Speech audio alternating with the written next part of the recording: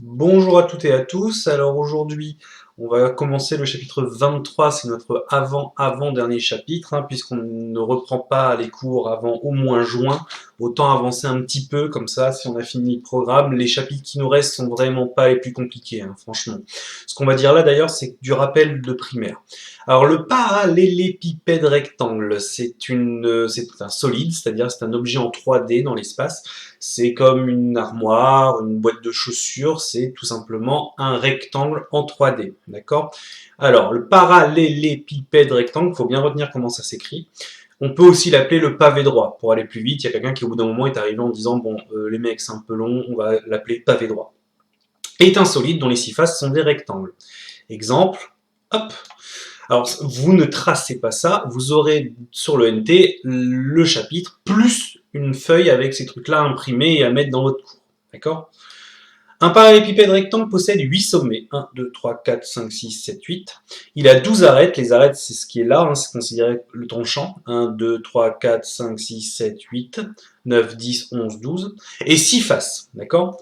Face de dessus, face de dessous, face de devant, face de derrière, face de gauche, face de droite. Un pavé droit est défini par 3 dimensions, la longueur, la largeur et la hauteur. On rajoute la hauteur par rapport à un rectangle normal. Pardon. Un pavé droit qui a tous ses arêtes de la même longueur, ça s'appelle un cube. C'est un pavé droit qui a 6 carrés, c'est comme un carré en 3D. Un cube est un parallélépipède rectangle particulier, les 12 arêtes d'un cube ont tous la même longueur. Ok? On continue. Le patron. Alors un patron d'un cube, c'est un solide qui permet, c'est un dessin par exemple qui permet de créer notre solide. Le patron, vous le découpez, vous le pliez selon certains traits et vous obtenez votre solide. Le patron d'un pavé droit, il ressemble à ça.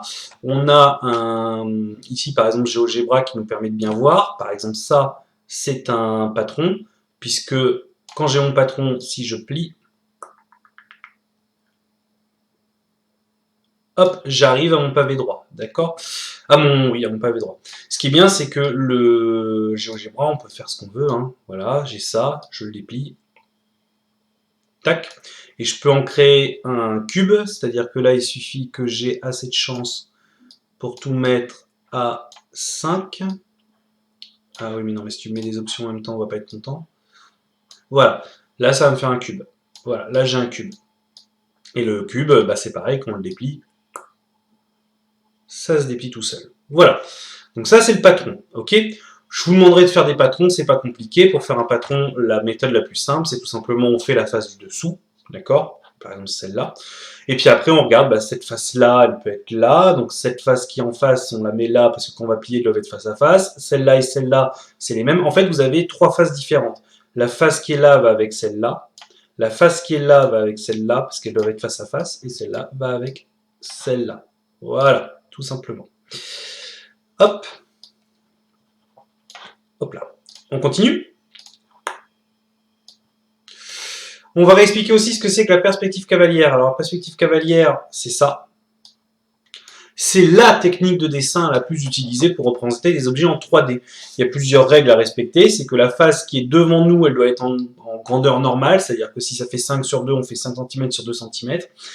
Et tout ce qui est censé être caché par notre solide, on les met en pointillé, ce qui donne cet effet 3D, puisque ça, c'est ce que je suis censé ne pas voir, mais je les mets en pointillé pour avoir l'effet 3D. La perspective cavalière est une technique de dessin utilisée pour représenter des solides sur une surface plane, une feuille par exemple. Dans une représentation d'un solide en perspective cavalière, les deux arêtes parallèles et de même longueur sont toujours représentées par des segments parallèles et de même longueur, et les arêtes cachées sont représentées en pointillés. Exemple sur la figure du début de chapitre que je vous ai montré, on remarque bien que les arêtes parallèles dans la réalité le sont aussi sur la représentation en perspective cavalière, et on remarque aussi que les 3 arêtes non visibles, si on regardait le solide dans la réalité, sont bien en pointillés. Remarque, certaines faces se retrouvent déformées. En effet, vous avez des rectangles, mais il y a des trucs, c'est pas des rectangles, c'est des parallélogrammes. C'est le cas sur le second dessin du chapitre pour le carré DCGH, la face du dessous de notre cube. Par ailleurs, l'angle DCG sur notre perspective cavalière n'est pas un angle droit, mais normalement, sur le vrai dessin, sur le solide, pardon, c'est un angle droit, puisque c'est des carrés, donc tout est en angle droit. Donc ici, on n'a pas l'impression d'avoir des angles droits, mais c'est censé être des angles droits dans la vraie vie, d'accord? On continue.